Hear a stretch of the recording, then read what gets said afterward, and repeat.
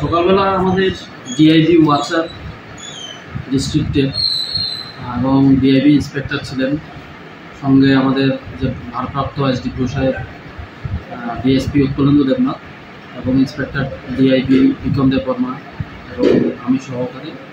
এটা ইনফরমেশনের উপরে ভিত্তি করে আমরা সাদা পোশাকে অভিযান চালাই। আমাদের কাছে খবর ছিল একটা অটোতে করে, ইলেকট্রিক অটোতে করে দুজন লোক, যেটা রোহিঙ্গা বলে জানা যায়, ওরা কৈলাসহরের দিকে আসছে। তখন আমরা ওদের পিছনে ধাওয়া করতে করতে আমরা গোবিন্দপুর ট্রাই জাংশন, যেটা কলেজ রোডের ট্রাই জাংশন, যেটা ওইখানটাতে আমরা আটক করতে সক্ষম হয়েছি এবং ওই গাড়ি থেকে আমরা দুজন বিদেশি নাগরিক এবং গাড়ির চালক তিনজনকে আমরা অ্যারেস্ট করেছি এবং গাড়িটাকে সিজ করেছি। তিনজনের মধ্যে দুজন ওদের স্টেটমেন্ট অনুসারে ওরা রোহিঙ্গা বার্মার লোক এবং একজন হচ্ছে বাবুরবাজার বাড়ি।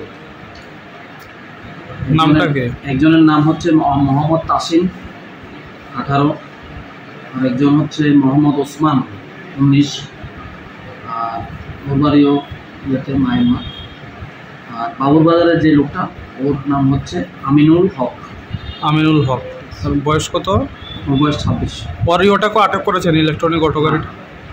আচ্ছা, এখন ওরা কোথায় আছে? থানার হেফাজতে আছে। আমরা এখন কেস ব্যাপারে একটা কেস রেজিস্টার করেছি। নাম্বারটা কত হয়েছে? Case number 15/25। আমরা কিছুক্ষণের মধ্যে আমরা কোর্টে প্রেরণ করব। তো স্যার, এই যে দুজন রোহিঙ্গার মধ্যে পুরুষ মহিলা কি দুইজন? না, দুজনেই পুরুষ। দুজনেই পুরুষ। ঠিক আছে স্যার।